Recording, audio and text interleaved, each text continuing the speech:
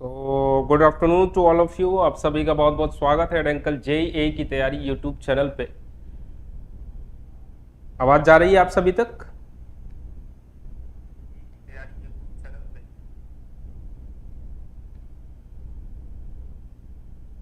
चलिए चलिए, loud and clear आवाज जा रही है। तो कैसे हैं आप सभी लोग? आई होप आप लोगों की प्रिपरेशन अच्छी चल रही होगी। सो हम लोग कवर कर रहे हैं building material and concrete technology subject, जिसके अंदर हम लोगों ने काफी टॉपिक कवर कर लिए हैं। लास्ट का पोर्शन चल रहा है जिसमें आज हम लोग कवर करेंगे ग्लास प्लास्टिक, यही छोटी मोटी चीजें जो बची हैं, लेकिन ये भी सारी चीजें कवर करी जाएंगी, ताकि मैं आपको दिखाना चाह रहा हूँ, बताना चाह रहा हूँ कि फुल सिलेबस आपको दिया जाएगा। ऐसा नहीं है कि एक दो चैप्टर पढ़ा करके खत्म हो गया, आप यहाँ से देख भी सकते हैं। तो अगला जो भी सब्जेक्ट आएगा वो भी एक कंप्लीट होगा, और कंप्लीट के साथ साथ इसके क्वेश्चंस भी मिलेंगे आपको। आपने देखा होगा कि इनके क्वेश्चंस भी मैंने दे दिए, building material and concrete technology के क्वेश्चंस भी दे दिए। 75 क्वेश्चन मोस्ट इंपॉर्टेंट, उसकी वीडियो अलग बना करके मैंने आपको दे दी। तो आप थ्योरी यहाँ से पढ़िए, क्वेश्चन लगाइए, प्रॉपर तरीके से अपनी प्रिपरेशन करिए और क्वेश्चन को सॉल्व करके आइए और अपने एग्जाम को क्रैक करिए। So my name is Ravi Pratap Rao and I have more than 6 years of teaching experience, और मैं यहाँ पे शपथ बैच में building material and concrete technology cover कर रहा हूँ, जिसमें आज हम लोग ग्लास कवर करेंगे। लेकिन अब इसको इतना आपके लिए किया जा रहा है। अब एक काम करिए, प्यारा सा छोटा सा काम करिए, सेशन को लाइक करिए और दोस्तों के साथ शेयर कर दीजिए। जरा दोस्तों के साथ शेयर कर दीजिए, फिर स्टार्ट किया जाए ग्लास को। आ जाइए, ग्लास को स्टार्ट किया जाए। चलिए, ग्लास क्या है? ग्लास सब लोगों के घरों में पाया जाता है, हर जगह देखने को मिलता है, कोई बड़ी चीज है नहीं। अब हम लोगों के पॉइंट ऑफ व्यू से क्या पूछा जाता है, इतनी कहानी पूछी नहीं जाती है, फिर भी एक ओवरव्यू दूंगा मैं आपसे। जो एग्जाम में मिलेगा क्वेश्चन, वो क्या मिलेगा? टाइप्स ऑफ ग्लास से रिलेटेड क्वेश्चन मिलेगा कि कौन कौन से ग्लास होते हैं, क्या नाम होता है उनका और कहाँ पे यूज करते हैं। बस इतनी सी बातें आपको ध्यान रखनी है और कुछ नहीं ध्यान रखना है। बस इतनी सी बातें ग्लास में ध्यान रखनी, यहीं से एक क्वेश्चन मिलना होगा तो मिल जाएगा। तो ग्लास क्या है? देखिए, the glass is a mixture of a number of metallic silicates. इसमें बहुत सारे मेटेलिक सिलिकेट्स होते हैं, बहुत सारे मेटल होते हैं, बहुत सारे मेटल के सिलिकेट्स होते हैं, और one of which is usually that of an alkali metal. Actually क्या होता है, एक एल्कली मेटल होता है, मैंने बोला बहुत सारे मेटल होते हैं, तो एक एल्कली मेटल और जनरली एक बाईवैलेंट मेटल होता है। और ये जो भी कम से कम दो मेटल तो होते हैं। अब इन दो मेटल जो पाए जाएंगे वो किस फॉर्म में पाए जाएंगे? सिलिकेट्स के फॉर्म में पाए जाएंगे। इससे ज्यादा भी मेटल हो सकते हैं, कोई बड़ी चीज नहीं है। तो इसका फॉर्मूला बताना बड़ा कॉम्प्लेक्स हो जाता है, क्योंकि नंबर ऑफ मेटल्स इसमें ज्यादा होते हैं। तो it is amorphous and transparent, और the glass is not a single compound, it is therefore very difficult to give any particular chemical formula for it, but with reasonable accuracy it may be expressed as। मैंने बताया आपको कि बहुत सारे इसमें compound होते हैं, इसलिए एक प्रॉपर तरीके से फॉर्मूला इसका बता पाना ग्लास का वो पॉसिबल नहीं होता है। लेकिन अगर आप देखें तो इस तरीके से दिखाया भी जा सकता है। AX2O BYO BYO and 6SiO2, ये होता है केमिकल फॉर्मूला। इसमें ए और बी क्या है? ए और बी क्या है? ए और बी जो है वो नंबर ऑफ मॉलिक्यूल्स होंगे। एक्स और वाई क्या है? एक्स और वाई, एक्स इसमें क्या है? Atom of an alkali metal. ये एक्स जो है एल्कली मेटल है, और ये जो वाई है वो कौन सा है? बाईवैलेंट मेटल है। एल्कली मेटल का एग्जांपल जैसे देखा जाए तो सोडियम पोटेशियम बोल सकते हैं आप इसको, और बाईवैलेंट मेटल का अगर एग्जांपल देखा जाए तो क्या बोल सकते हैं आप? कैल्शियम और लेड बोल सकते हैं। इन्हीं सब का यूज करके हम लोग अलग अलग टाइप के ग्लास बनाएंगे। समझ में आ गया? सिंपल बेसिक बात। प्रॉपर्टीज ऑफ ग्लास सब लोग यूज करते हैं तो सबको पता भी है, लेकिन ठीक है एक लाइन में लिख लिया जाए। इट एब्जॉर्ब्स, रिफ्रैक्ट्स और ट्रांसमिट द लाइट। देखा भी होगा आपने, कोई बड़ी चीज नहीं है। It has no definite crystalline structure, it has no sharp melting point, it is available in beautiful colours. अलग अलग कलर्स में दिख जाएंगे, इसीलिए इसका यूज हर जगहों पे दिखेगा। चाहे ऑर्नामेंटल वर्क्स के लिए बात करें, चाहे आपके यूजेस के लिए बात करें, कहीं पे भी दिख जाएगा आपको ग्लास का use. It is extremely brittle, ये ब्रिटल होता है, देखा भी होगा, हल्का सा भी मारेंगे अगर आप तो अचानक से वो टूट जाएगा, उसमें डक्टिलिटी होती नहीं है, ब्रिटलनेस बहुत ज्यादा होता है। It is not usually affected by air और वाटर, पानी वगैरह, क्योंकि ये मोस्ट इम्परमिएबल मटेरियल भी होता है, यानी ये वाटर को अंदर नहीं जाने देगा ऐसा मटेरियल है, तो इसलिए ये वाटर और एयर से भी जनरली इस पे कोई खास फर्क नहीं पड़ेगा। हालांकि एयर का अगर प्रेशर बहुत ज्यादा कर दोगे तब बात अलग है। It is not usually affected by air और वाटर, इसलिए यूजुअली लिखा है। It is not easily attacked by ordinary chemical reagents, ये जनरली ऑर्डिनरी केमिकल्स अगर हैं तो उनसे भी कोई खास फर्क इस पे नहीं पड़ता है। हाँ, उसमें कुछ ऐसा डालना ले आओगे तब तो दिक्कत हो गई। ठीक है, ये प्रॉपर्टीज की बात हो गई। अब हम लोग जो मेन पॉइंट है, हमारा मेन कंसर्न है टाइप्स ऑफ ग्लास, ये बहुत इंपॉर्टेंट है, यहीं से क्वेश्चन आपको मिलना होगा तो मिलेगा। तो टाइप्स ऑफ ग्लास में पहला है सोडा लाइम ग्लास, पहला टाइप है सोडा लाइम ग्लास, दूसरा है पोटास लाइम ग्लास, तीसरा है पोटास लेड ग्लास, चौथा है कॉमन ग्लास। पहली बात ये जानिए, इनके अलग अलग नाम भी हैं। सोडा लाइम ग्लास को हम लोग बोलते हैं, सोडा लाइम ग्लास को हम लोग क्या बोलते हैं, सॉफ्ट ग्लास भी बोलते हैं। तो ये नाम कई बार पूछा है, नाम कई बार पूछा है। पोटास लाइम ग्लास को हम लोग क्या बोलते हैं, हार्ड ग्लास भी बोलते हैं। पोटास लेड ग्लास को फ्लिंट ग्लास बोला जाता है, फ्लिंट ग्लास बोला जाता है।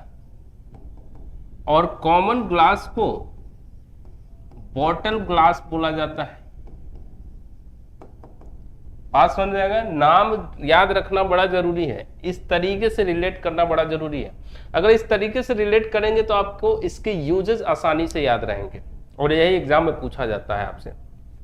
तो ग्लास में कुछ भारी भरकम चीज नहीं पढ़ना है, छोटी सी चीज पढ़नी है, एक क्वेश्चन फिक्स हो जाएगा। तो अब अगर बात करें हम लोग सोडा लाइम ग्लास, नाम से पता लग रहा है इसमें सोडा का यूज होगा और लाइम का यूज होगा। मैंने क्या बोला आपसे कि कम से कम 2 मेटल लिए जाते हैं, एक एल्कली मेटल और एक बाइवेलेंट मेटल, और वो भी किस फॉर्म में लिए जाते हैं, सिलिकेट्स के फॉर्म में। तो जैसे सोडा लाइम ग्लास के अंदर अगर आप देखेंगे तो यहाँ पे क्या लिया जाएगा, एक सोडा यानी सोडियम। अब सोडियम जो लिया गया, यहाँ पे ध्यान से देखिए, यहाँ पे जो सोडियम है वो कौन सा मेटल है, एक एल्कली मेटल है, और दूसरा कौन सा है, लाइम है, यानी कैल्शियम लिया जाएगा, ये कौन सा मेटल है, बाइवेलेंट मेटल। तो ऐसे ही आप हर जगह करोगे, सोडा यानी सोडियम लिया जाएगा, लाइम मतलब Ca, एक एल्कली मेटल और एक बाइवेलेंट मेटल लिया जाएगा। ऐसे ही सब में होगा, इसमें भी होगा। और ये नंबर ऑफ मेटल्स बढ़ सकते हैं, ये कोई बड़ी चीज नहीं है, लेकिन ये 2 तो रहेंगे। तो सोडा लाइम ग्लास, ठीक है, बात समझ में आ रहा है। कैसे बनाया जाए इसको, कैसे बनाया जाए, अगर ध्यान से देखें हम इस बात को तो ऐसे कर सकते हैं। सोडा के लिए सोडा एस ले लिया आपने। अगर मैं रॉ इंग्रेडिएंट्स की बात करूं, रॉ इंग्रेडिएंट्स की बात करूं मैं, तो कौन से रॉ इंग्रेडिएंट्स लिए जाएंगे, सोडा चाहिए तो सोडा एस ले लिया आपने, बात समझ में आया। लाइम चाहिए तो इसके लिए आपने क्या ले लिया, चौक ले लिया।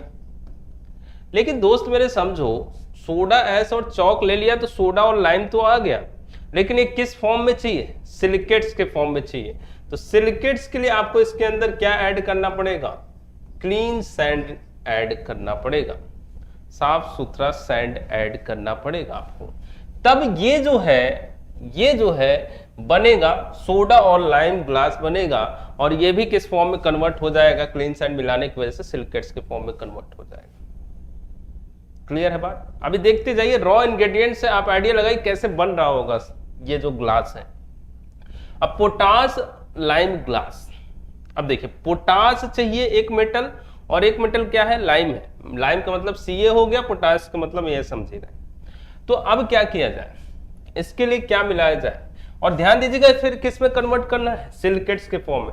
आपको ये चीज समझ में आ रहा है ना, क्लीन सैंड मिलाने से कैसे सिलिकेट्स के फॉर्म में कन्वर्ट हो जाएगा। सैंड जो होता है उसमें सिल्का होता है, और ये मैं पहली लेक्चर में भी बताया था आपको, पहली लेक्चर, आज तो 41वां लेक्चर है। क्लियर है बात।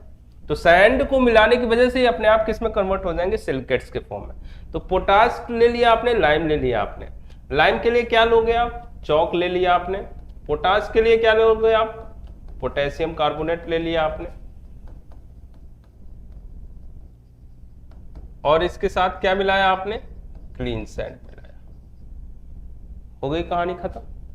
ऐसे पोटास लेड में क्या करेंगे आप, पोटास लिया आपने, पोटेशियम कार्बोनेट ले लिया आपने, लेड के लिए क्या लोगे आप, लिथार्ज लिया जाता है, लिथार्ज लेड ऑक्साइड होता है, लिथार्ज होता है लेड ऑक्साइड, लिख दूं क्या ब्रैकेट में, लेड ऑक्साइड, और ये इसके साथ इसको किस में कन्वर्ट करना है, सिलिकेट्स में, तो क्या लोगे, और क्लीन सैंड तो लोगे ही लोग। ये 3 ग्लास समझ में आ रहे हैं, soda lime glass, potash lime glass, और कौन सा आया तीसरा आपका, potash lead glass. Simple ingredients हैं, चलिए कमेंट चेक कर लिया जाए, इन तीनों में कोई दिक्कत,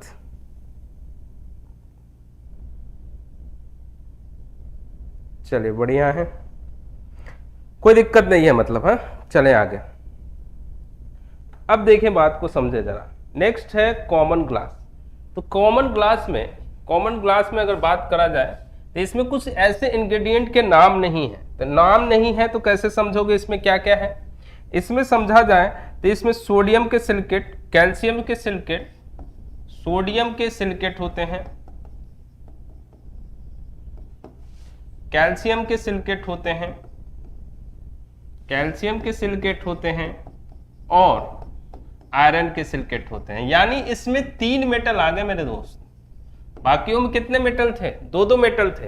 क्या क्या था इसमें, क्या था इसमें, देखोगे सोडियम का सिलिकेट और कैल्शियम का सिलिकेट, इसमें पोटेशियम का सिलिकेट, कैल्शियम का सिलिकेट, इसमें पोटेशियम का सिलिकेट, लेड का सिलिकेट, लेकिन इसमें सोडियम का भी सिलिकेट है, कैल्शियम का भी सिलिकेट है, और आयरन का भी सिलिकेट है। तो अब कैसे रॉ इंग्रेडिएंट क्या लिए जाए, रॉ इंग्रेडिएंट क्या लिए जाए, इसके लिए ले लो आप चौक। चौक किसके लिए ले लिए आप, कैल्शियम सिलिकेट के लिए। सोडियम सिलिकेट के लिए क्या ले लोगे आप, सोडा एस, ये तो सिंपल है। आयरन के लिए क्या ले लोगे आप, आयरन के लिए क्या ले लोगे आप, कोक ले लोगे, कोक, और इनके साथ क्या लोगे आप, क्लीन सैंड लोगे, क्लीन सैंड। ये रॉ इंग्रेडिएंट्स हो जाएंगे इनके लिए, कॉमन ग्लास के लिए, कॉमन ग्लास के लिए। बात समझ में आ गए, तीनों के रॉ इंग्रेडिएंट, चारों के सॉरी, समझ में आ गए आपको। अब इनको समझे हम लोग कि इनका यूज कहां पे करेंगे। अब ये जो नाम इसलिए बताया ताकि आसानी से याद हो सके आपको इसका यूज। सोडा लाइम ग्लास को सॉफ्ट ग्लास बोलते हैं, और सॉफ्ट ग्लास मतलब सॉफ्ट नेचर का है। जैसे आपके दरवाजे या खिड़कियों में जो शीशे लगाए जाते हैं, ग्लास लगाया जाता है, विंडो ग्लास बोल लीजिए, तो वो सारे कौन से होते हैं, सॉफ्ट ग्लास या सोडा लाइम ग्लास होता है। पोटास लाइम ग्लास यानी हार्ड नेचर का है। इसका यूज कहाँ पे देखोगे आप, कंबंसन ट्यूब वगैरह में देखोगे, जहाँ पे ज्यादा स्ट्रेंथ और ज्यादा रेजिस्टिंग पावर होना चाहिए, वहां पे यूज करते हैं। Potash lead glass flint glass होता है। फ्लिंट मतलब ये जो बल्ब होते हैं ट्यूबवेल वगैरह के, या फिर आर्टिफिशियल जेम्स आते हैं, या फिर प्रिज्म आता है, देखा होगा आपने प्रिज्म, प्रैक्टिकल जब किया होगा तो। ये सारे जो ग्लास होते हैं कौन से ग्लास होते हैं, फ्लिंट ग्लास। बोतल ग्लास, मेडिसिन बोतल जो बनाया जाता है, मेडिसिन बोतल उसे बोलना है बोतल ग्लास, उसको यूज होता है कौन सा, कॉमन ग्लास। कॉमन ग्लास को बनाने में यूज होता है। तो अभी पेज है नहीं, यहीं पे दिखा देता हूँ पेज, इसको छोटा कर देता हूँ और इसको ऊपर करता हूँ मैं, और इसी पेज पे सब दिखा रहा हूँ तो दिखा देता हूँ यहीं पे। यहाँ पे मैं बात कर रहा था सोडा लाइम ग्लास का, तो सोडा लाइम ग्लास का यूज मैं अभी आपको दिखाऊं यहाँ पे, तो कहाँ पे यूज करेंगे आप, अभी मैंने बताया, बताइए कमेंट करिए। हाँ चलिए, तो इसका यूज अगर मैं लिखूं तो प्लेट ग्लास, विंडो ग्लास में किया जाता है। पोटास लाइम ग्लास का यूज कहाँ पे मैंने बताया, ये थोड़ा हार्ड होगा तो इसका कंबंसन ट्यूब, टेम्परेचर ज्यादा होता है ना यहाँ पे, या फिर कहाँ पे देखेंगे आप वहां पे भी देख सकते हैं, जो लैब में अपरेटस वगैरह बनाए जाते हैं जो ग्लास के बने होते हैं, तो वो इन्हीं के इसी ग्लास के बने रहते हैं, लैब अपरेटस। अगर मैं फ्लिंट ग्लास की बात करूं तो कौन सा दिखेगा, फ्लिंट मैंने बताया बल्ब,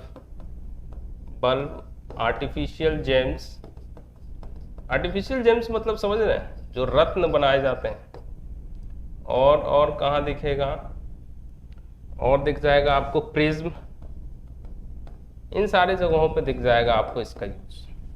नेक्स्ट बोतल ग्लास का अगर मैं यूज देखूं तो कहाँ पे दिखेगा, मेडिसिन बोतल को बनाने में, मेडिसिन बोतल को बनाने में आपको इसका यूज दिख जाएगा। कोई दिक्कत है इसको में?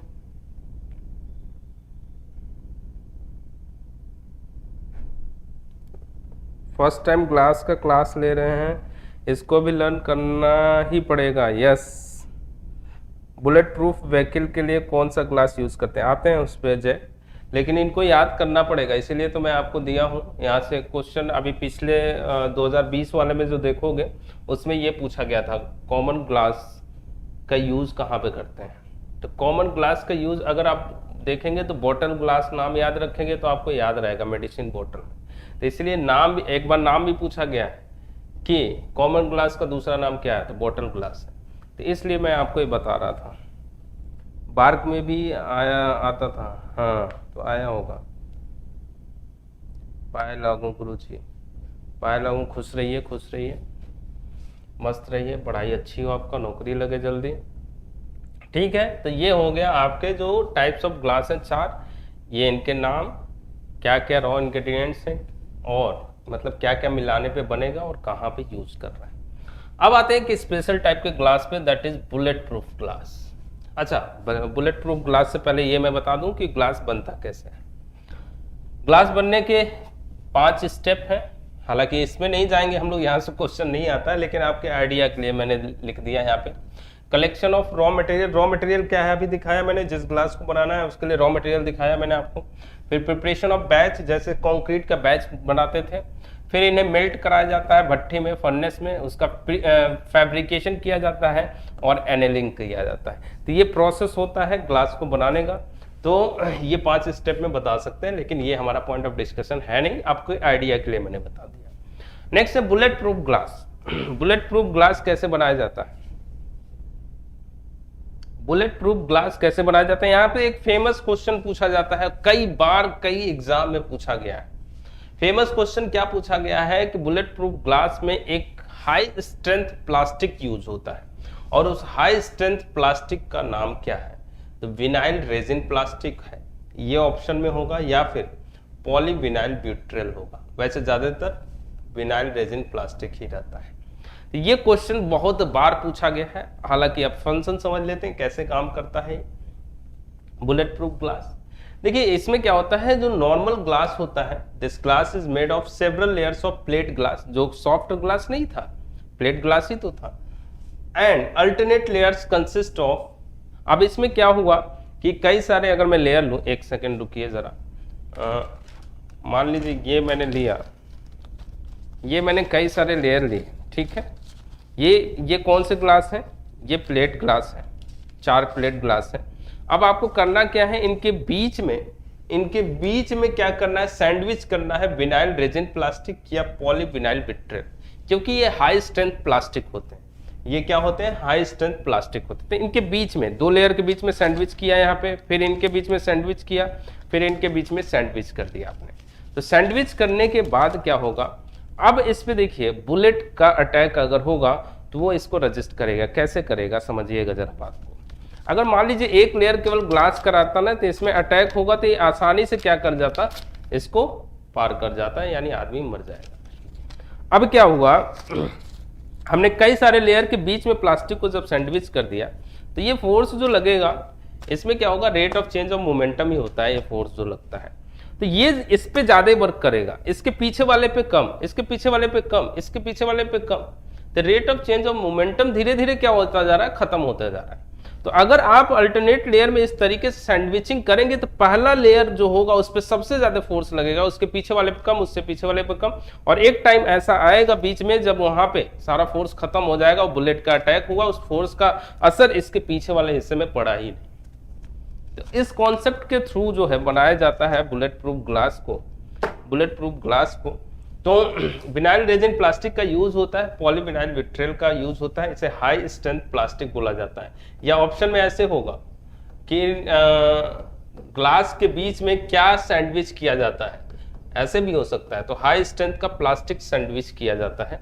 अब हाई स्ट्रेंथ का प्लास्टिक कौन कौन सा है, ये दो नाम मैंने दे दिए, ये भी ऑप्शन में हो सकते हैं। Vinyl resin plastic, polyvinyl vitriol हो सकता है। अच्छा, एक चीज और जानिए, जब ये सैंडविच करके बना दिया आपने, तो इसमें जो आउटर लेयर होंगे, बाहर वाले लेयर होंगे प्लेट ग्लास के, वो थोड़े थिनर होंगे अंदर वाले लेयर से, यानी पतले होंगे। जो प्लेट ग्लास की बात कर रहा हूं मैं, प्लेट ग्लास कई सारे लिए ना, तो बाहर वाले जो होंगे वो थोड़े थिन होते हैं अंदर वाले के कंपैरिजन में। और इनका थिकनेस जो होगा, दिस टाइप ऑफ ग्लास में वेरी 15 to 75 मिलीमीटर और मोर, 15 से 75 मिलीमीटर हो सकता है थिकनेस, या इससे ज्यादा हो सकता है। क्लियर है बात? ये मैंने मिटा दिया गलती से। ये हाई स्ट्रेंथ का प्लास्टिक होता है। समझ गए कैसे काम करता है बुलेट प्रूफ ग्लास? अब कोई गोली मारेगा तो बच जाएंगे। पॉलीविनाइल विट्रियल था ऑप्शन में, बार्क का एक एग्जाम, एकदम सही। तब तो सही कर दिए होगे।